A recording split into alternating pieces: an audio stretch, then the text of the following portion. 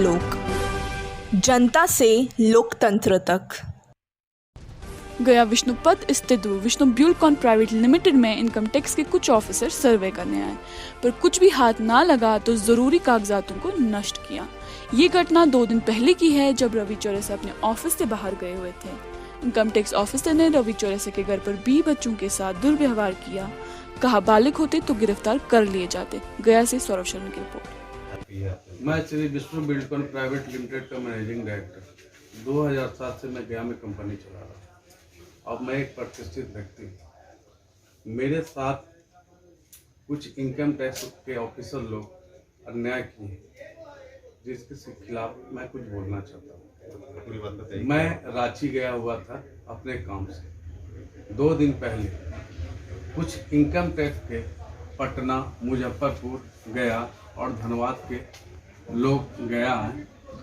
उन्होंने बोला कि आपके ऑफिस में सर्वे करना।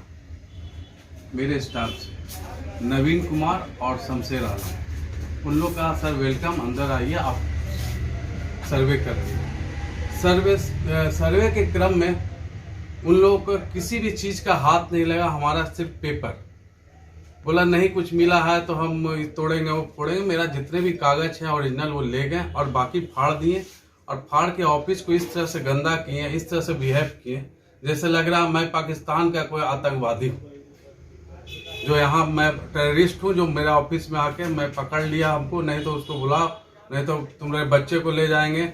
बालिग है नाबालिग उससे कोई मतलब नहीं, जेल भेजेंगे। मेरा बच्चा भी बीमार हो गया के साथ। घर पे जाके इन लोग दुर्व्यवहार किए। किनके साथ? मेरे बच्चे के साथ, जो अभी बीमार पड़ा हुआ। क्या क्या कर रहे थे? वो बोले कि तुम अगर बालिग रहता तो तुमको हम अभी जेल कर देते। इन लोग बोला कि भाई हमारे पापा रांची गए हुए हैं, मम्मी भी गई है, बीमार है, हॉस्पिटल गई है, आएंगे तो मम्मी को भी भेज देंगे। उसके बावजूद भी इन लोग नहीं। वो बोलते हैं अकाउंट से आपका पैसा गया, तो अकाउंट में मेरा तो पैसा आता है तो जाएगा ये मटेरियल खरीदने के लिए। तो आप पैसा दिए तो पैसा तो हम कंस्ट्रक्शन का काम कर रहे हैं, तो मटेरियल खरीदने के लिए हम वाइट पेमेंट किए। लेकिन प्रभात खबर में भी कुछ लोग गलत न्यूज छाप दिए कि भाई उनका पैसा धनबाद में पकड़ाया, जो अनगिनल बात है। तो टैक्स वगैरह पे मेरा हर साल टैक्स जाता है, और मैं कम से कम 40 से 50 लोगों को रोजगार दिया हूँ, और एक प्रतिष्ठा वाला आदमी हूँ। इससे मैं काफी आघात हो गया हूँ, और मैं गया से प्लान करना चाह रहा हूँ, बिजनेस करना नहीं चाह रहा हूँ, और मैं बिहार प्रदेश युवा का महासचिव भी हूँ।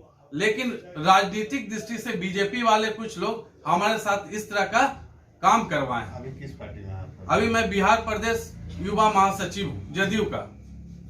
आधिकारिक क्यों किए? जब सर्वे करने आए तो मेरे साथ मेरा कागज फाड़ दिए, हम कंपनी चला रहे उसको बंद करवा दिए। ऐसा क्यों किए? क्या हम आतंकवादी हैं? हम चोर हैं? हमने टैक्स देते हैं सरकार को हर साल, मेरा ऑडिट रिपोर्ट है, फिर भी मेरे साथ इस तरह का क्यों किया गया? अधिकारी को क्या मंशा है इस तरह कार्रवाई के पीछे? अधिकारी को मंशा है कि जबरदस्ती इस तरह से करें, मेंटली टॉर्चर करें कि हम लोग को पैसा कौड़ी कहीं से मिल जाए।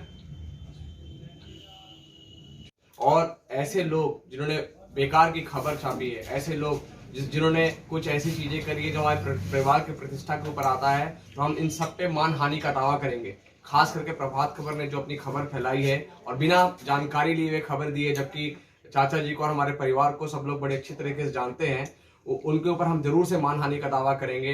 पहला 30 से 35 लोगों के पुलिस और कमांडो होने के बावजूद मेरे 2 कर्मचारी एक एक करके भाग गए, ऐसा इनकम टैक्स विभाग के द्वारा बताया गया। क्या इतनी बड़ी फोर्स पर 2 लोग भारी पड़ गए? दूसरा सवाल, सर्वे नोटिस पे ऑफिस की जांच समझ में आता है, किंतु ऑफिस के अंदर तोड़फोड़ बिना बताए और कॉपी दिए हुए कागजात के जाना और कागजात को जमीन पर फेंक कर नष्ट कर देना, और कहाँ का औचित्य है? और क्या यह कानून के अंतर्गत की गई कार्रवाई है?